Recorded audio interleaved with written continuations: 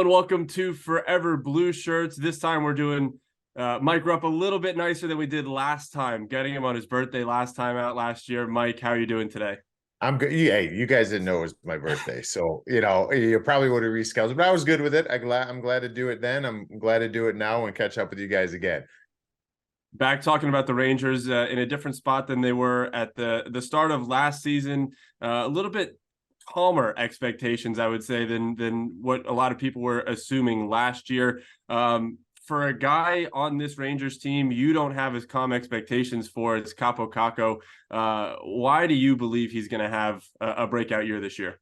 Well, I think he plays the right position. I mean, that's been well documented, right? Like when he's playing on that right side, if there's I don't want to say a vulnerable area, but if there's an area of opportunity, it's on that right side. And quite frankly, I know with the addition of Blake Wheeler, which I love that move, especially for the cost of that move, that I think Blake Wheeler's a little bit of insurance policy for Kakko getting that opportunity on that top line. So I think he's going to get the reps, he's going to get the minutes. And the one thing I do know about him, especially with a new coach coming in, Peter Laviolette, and from watching Kakko over the last number of years, the little areas of his game, I get it. The score sheet, he's a little snake bitten at times. He hits opportunities. He hasn't really found that touch in the NHL consistently with scoring goals, but he does so many good things and things that coaches love. They want to know that guys are going to hold on to pucks, that they're going to get in there on the forecheck, they're going to compete.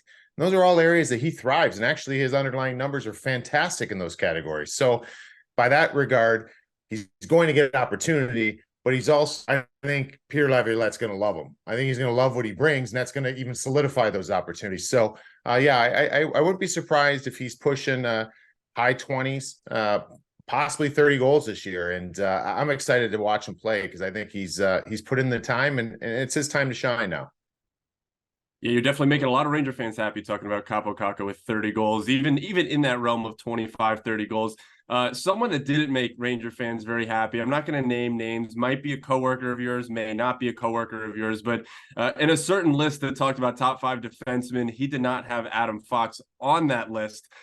Is Adam Fox in your top 5? I guess just where would he be on your list? Top 5 defensemen? Oh yeah, Mm-hmm. yeah, they most certainly. My list of defensemen would surprise a lot of people, but Adam Fox isn't the one that would surprise, right? Like my list in the NHL. So the only defenseman, if I had to hand pick a player over Adam Fox, it's Cale Makar. That's the only one. I mean, it's Cale Makar. Adam Fox is number 2. And to be frank, this is where it might surprise some people. I got Charlie McAvoy kind of right there with Adam Fox, but I got Adam Fox ahead of him just because McAvoy does so many different things. And I got Miro Heiskanen in that same. So you got Fox, who I'll give the edge to at the second best defenseman in the world, but very close to him as far as what I regard as being important. I have McAvoy and Heiskanen, but Adam Fox. Here's the thing with him. It's like, this is what I love. And I was actually talking about this yesterday because I've come a long way with certain players. And another one I'll use an example of is Jack Hughes and what Jack Hughes has become as a player. I didn't think it was going to happen with him like that. Like I thought that his size would be an issue. I thought that there's certain elements of his game that would maybe stunt his growth. He's proved me dead wrong. And I'll admit that to the end of the day, like he's earned that praise by me, and Adam Fox has done the same because Adam Fox came in. I love what he did offensively. I love when he won the Norris, but been able to cover some Ranger games over the last while and really paying attention to pretty much every game of theirs.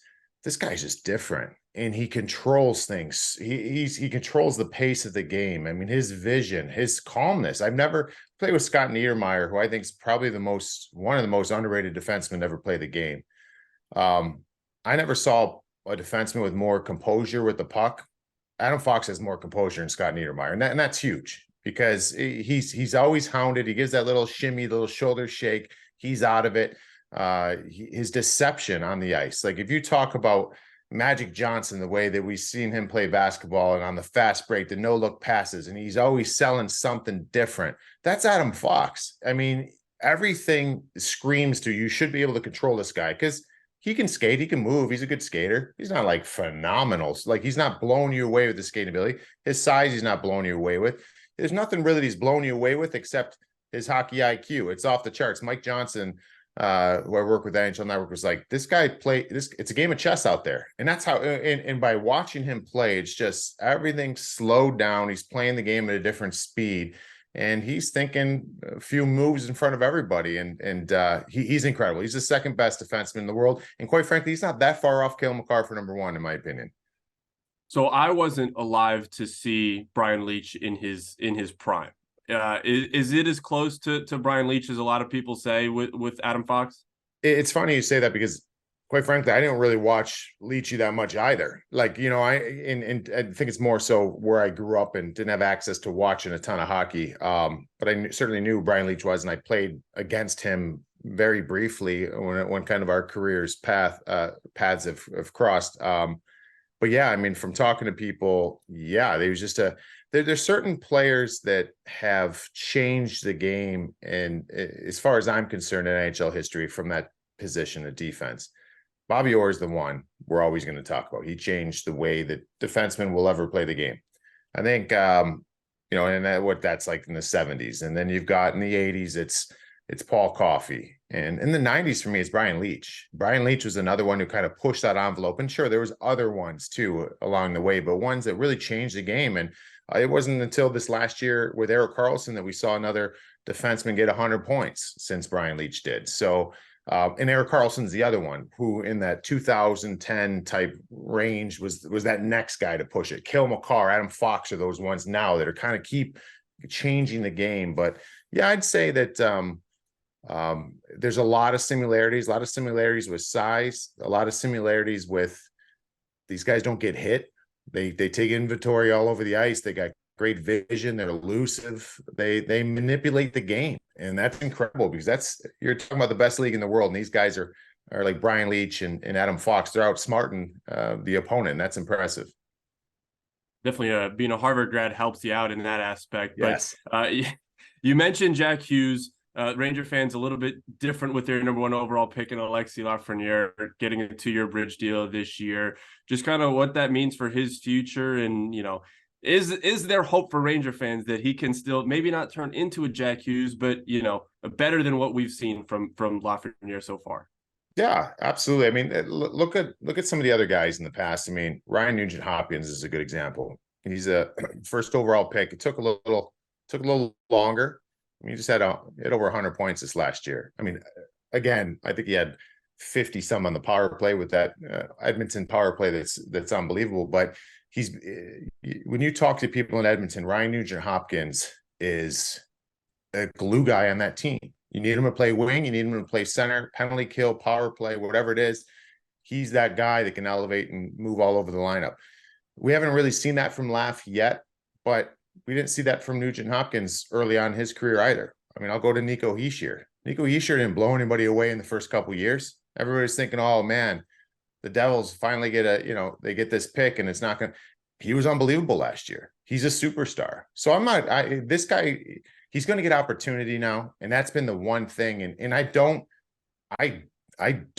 assess the way that used him or didn't use him.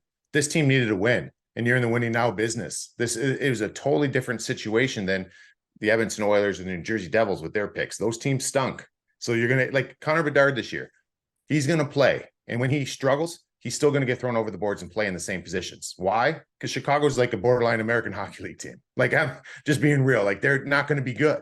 So you're going to play him through these things. Those kids didn't get to play through them because you were on a team that was 2 games away from the Stanley Cup Finals, and it was different. Now, and this is where it gets tricky with me. I don't want to put pressure on those kids, but and it's tough to even call them kids. They've been around for a little while now. It's time now. What is holding this franchise back? And I don't mean they're holding them back because they're struggling. I don't mean it that way. What's going to get them over the hump is if they take the next step. If they can take that next step, if they can claim those top 6 minutes, if they can be productive, if Kakko can get 25 goals, if Laff can play in the top 6. Now, all of a sudden, if you can play in the top 6, we know a loaded left wing with Panarin, Kreider, and Lafreniere. I think this team's, you talk about a Stanley Cup contender. If this team can ever get to the point where line 2 has Laff as a left winger and a third line with Vinny Trocheck and Chris Kreider, now you're cooking with gas. Who's going to match up with that? If you could have Kreider, Trocheck as a start of a third line.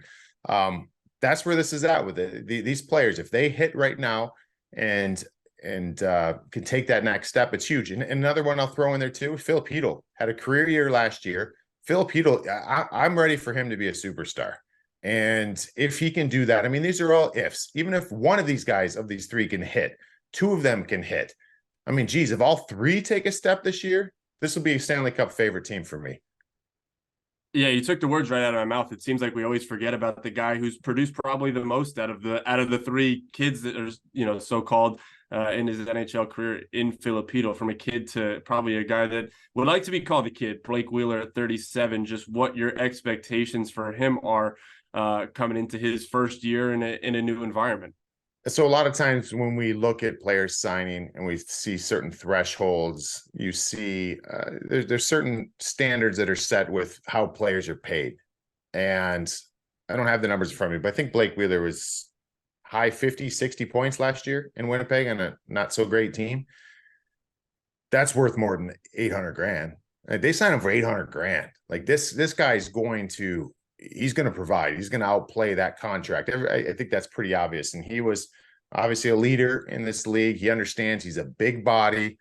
He can go to the net hard. He's a great passer still. And I know he's not Blake Wheeler probably of what he once was, but still, he's a player that he can adapt in your lineup. And I think he's capable and willing to do that. So if, for an example, you've got if Kakko grabs that top spot and you need Wheeler to play second line, cool. But if he's not playing second line, maybe he'll adapt on a third line. But you're going to have a player who gives you options. I think it helps your second power play unit, depending on wherever he's used. I'm assuming he'll be on that second unit. The first unit's pretty well intact. He just gives you options, and I just find that is a phenomenal ad for this team. And I can't wait to watch it play. But he's kind of an insurance policy too, because you never know. He might have to be line one right wing, and that's fine, because line one right wing, Blake Wheeler, he could put up 60, 70 points, and that's phenomenal.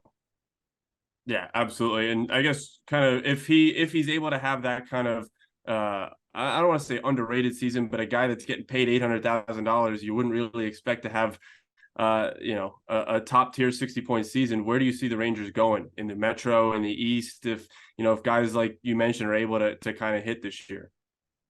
So it's a tough spot, because I did think last year, I think going to the Eastern Conference Finals and being that close was a little bit of the kiss of death for this franchise, because we all want to see our teams do good. We all want to go as far as we can go. But I think that they kind of played outside their boots a little bit in that playoff run, where I wonder, another example I'll use, the Florida Panthers this summer. What are they going to be this year? What mentality do they have? I don't know. I mean, I know they got a good leader and a guy that's going to come with his work boots on, and Matthew Tkachuk, but did they feel like they accomplished something last year? Because you shouldn't. You didn't win. You know what I mean? And this team, what made them different last year to go to the Stanley Cup Finals, they were gritty, and they were battling, and they were fierce in the way they competed. Do you go into this summer and feel like you accomplished something and you just lose that edge a little bit? Because if you lose that edge, that's everything in the NHL. And that's something that I feel like when you look back what the Rangers did last summer, I was like, I don't know, man. Can they match that? I have a feeling that this past year was going to be a little bit of a drop off. Obviously, more disappointing than that with the first round exit. But let's see if they get that fire back. I mean, I still think right now that Metro division is so tough. I think Carolina wins that division. They're going to go toe to toe with New Jersey. I think New Jersey has passed the Rangers as far as what my expectations are. Not by much. But this Rangers team, I think, will still make this playoffs in a third spot in the Metro. Might not have home ice in the first round. May have to look a little different. But I want to see more energy and grit from this team. I think that that's an area they can get better. But no, they're still a contender. They've got a great decor. They've got top 2-3 goaltenders in the league, and Igor Shesterkin. The forward group, is very good, but all those question marks we talked about. I want to see this Chris Kreider have another level. Can he lead this team emotionally? Vinny Trocheck I thought was awesome. And can he continue to be a leader on this team? They're a contender. I just don't know if it's hard for me to say if they got better or not from this offseason, because that's all going to fall on those players that we mentioned if they could take the next step. Last time we spoke, you just mentioned the offense, but you really loved that Rangers defense. Your opinion changed at all in the last year? I mean, Keandre Miller had a really good year. Jacob Trouba, I felt, had a really underrated year. A lot of people are gonna throw shade at him, but whether it be the contract or whatnot. But I felt like he had a very, very good year last year, his first year as a captain. Yeah, he's always going to take some heat because of that contract, and people are going to say that that's a bad contract. I don't feel like it is. I mean, is he overpaid for maybe what he brings? I guess people are going to measure it offensively, right? But look at the other elements he brings. I mean, you just go around. I remember watching the player poll at the end of last season. They're talking about the guy that you have to be aware on the ice, or the guy that hits the hardest. Jacob Trouba is coming out of every superstar's mouth in the league. So there's a presence that he has, right? And he leads. And we know, remember the whole incident against the Blackhawks to throwing his helmet and all that, like that changed a lot of things, and so he brings a lot to the table. I'm a big Jacob Trouba fan. Fox and Lindgren are a great duo. I'm very curious where Lindgren's future lies. I don't know. He's going to have to get paid. He's still fairly young, right? Like he's going to get paid. And Keandre, the more consistency he gets, I love him. And I talked to you, I probably mentioned this last year. I'll mention it again. Braden Snyder's my sleeper on that lineup. Because I think at some point he's going to play himself to a level when he gets more and more opportunity that's going to unfortunately allow this team to move on past one of the higher paid defensemen and slot him in, which will free up space to do other things in the lineup. So I love their D. I love the way they play. That is a strength of theirs, and there's not many D cores in the NHL that I would take over theirs. I can't believe we've gone this far without talking about the fact that the Rangers have made a coaching change in the last 6 or 7 months. Just what you see with Peter Laviolette, what he brings to the Rangers organization. Is it, a step back, step forward from Laviolette? I mean, from Gallant? Is it a lateral move? Just your opinion on Laviolette. I'm a huge Gerard Gallant fan, so it's hard for me to say if it's better or not. Things didn't work out, and that's the name of the business. And they moved on. I will say Peter Laviolette's a fantastic coach. He has been in everywhere he's been. I've played against his teams. His teams play with emotion. So me saying that Peter Laviolette's going to bring another level of emotion doesn't necessarily mean that Gerard Gallant didn't bring that. I think that this team, the thing that I feel the most with this Rangers team, and I think that it comes from the forward group, to be honest, is when this team's on, they snap the puck around like it's incredible. It's a beautiful thing to watch. They can get MSG bumping, but then there's some stretches during the regular season where they need a boost. They need an emotional lift. They don't get that always. And sometimes I feel like they're kind of going through the motions. I don't think Peter Laviolette's going to allow that. I think he's going to keep people accountable. I think he's going to provide that. He's an intense coach. He usually gets results as far as getting players to react in the positive way. So that's an area I think he can help, because again, there's not a ton of overhaul with personnel. But he's going to prod maybe that personnel in different ways. And I want to see that, because if this team could be a little more feisty, I think, on the front end, that changes a lot as well. Play with a little more confidence, a little more swagger. If you need a shift of just putting the puck in deep and getting some hits, you got guys who can do it. Like, let's go do it now. I want to see Kreider Laugh can hit hard, like get in there, finish checks, like start changing things from that standpoint. That's an area that I think Lavi will keep everybody accountable and kind of prod them along to provide more energy. All right, we're sitting here now mid-September. Take a look forward to June. Who do you have in your Stanley Cup? Who do you have listing Lord Stanley's Cup come the end of the season? Oh man, That's so hard.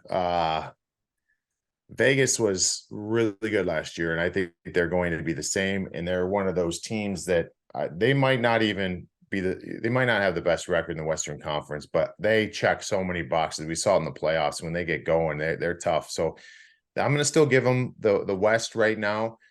The East is tricky. Yeah, I think Carolina is still a very difficult team.